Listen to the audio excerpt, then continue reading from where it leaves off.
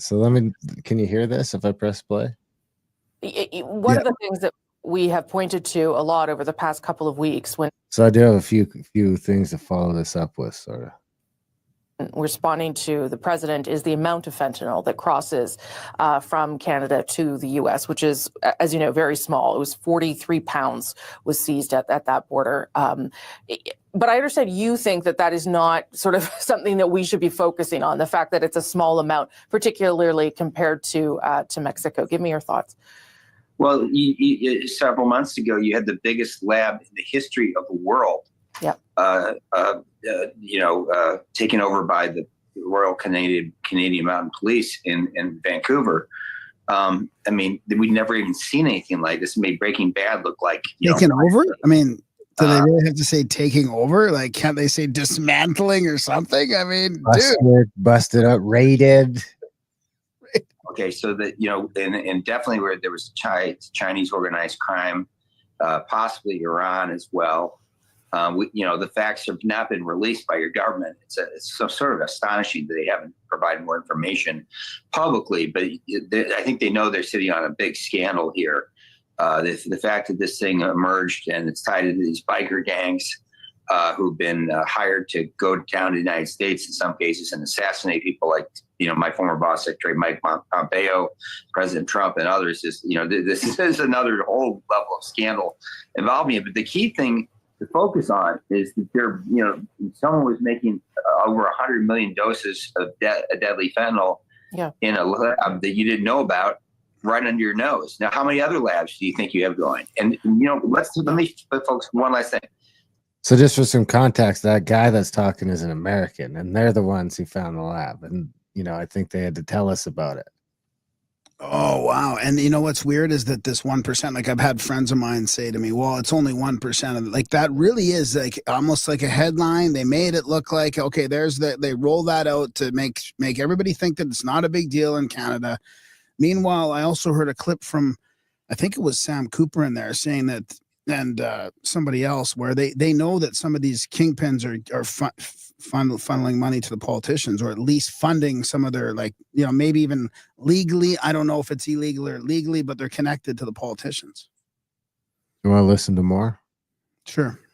There's very little border enforcement. So 42 kilograms, it's a nonsensical number. We don't have, most of the drugs are going from Mexico to Canada and then being brought south into the Northwest United States on ships.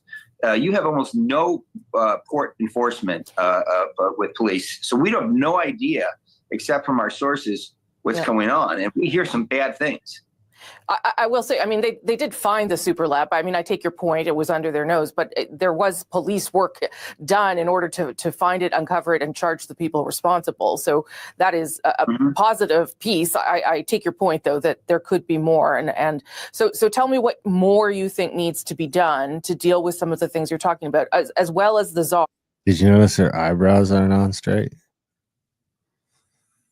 No, I'm not looking at her. They're not on straight. She fucked them up. That means too bad. They're not even close. Why wouldn't somebody tell her? They're not even close. Surveillance at the border. They are going to crack down on Mexican cartels. I talked to the RCMP commissioner about that, and there is more shared intelligence that's going to happen between Canada and the U.S. What else would be helpful in this instance then? Let me first stress the RCMP is an excellent organization. Okay, you've got very good police in your country. Yeah. Okay, you got great CSIS, your intelligence organization is first rate as well. Your problem is your laws.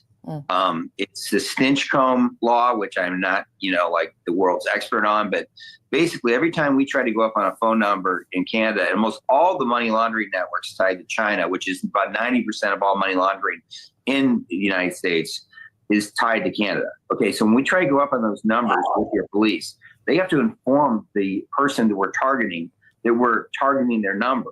That's crazy. How can we run an undercover police operation with your country? Which is why we don't run them, which is why the seizure statistics are so low, because we don't even try to work with Canada. Wow. Did you hear what he said there? Yeah, I mean, it's crazy. But you got to tell someone if you're going to wiretap them? But I mean, I just got another couple spam calls today from people trying to steal money from me. And I you know, they, but they can't deal with that, right? And they won't help the states out with this kind of stuff. Because your laws are abbreviated and distorted. And I think this is an issue that goes back in Canadian history a long time. You need to update your legal structures. And if you do, and create a racketeering. I can't take this broad seriously with her crooked eyebrows. It's too much. Influence Corrupt Organizations Act. Once you see it, you can't unsee it. Like we have in the United States, and designate them as terrorists, which you're going to do. I think we'll solve a lot of these problems. I think terrorists will come off, and we'll be in an excellent position to be partners to stop this stuff from terrorizing our country. I mean, our countries are getting killed by fentanyl. We got to protect ourselves. So I just want to end on this. You just said if we do these things, the tariffs won't. Well, they're not on, but they won't go on. I mean, do you believe that this is about fentanyl for the president, or that it's about other things? This is just one of the pieces that he is using as leverage here. Well, I take him literally, and I think literally he says it's about fentanyl, and I think it is. I mean.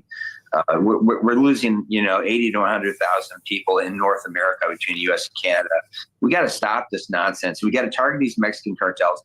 We need to focus on their money. So the key thing is to target the banks that are behind it. And of course, you've got a sort of tragic situation where TD Bank was laundering billions of dollars for Mexican cartels, and now it's being hit with one of the largest fines, literally in the history of money laundering.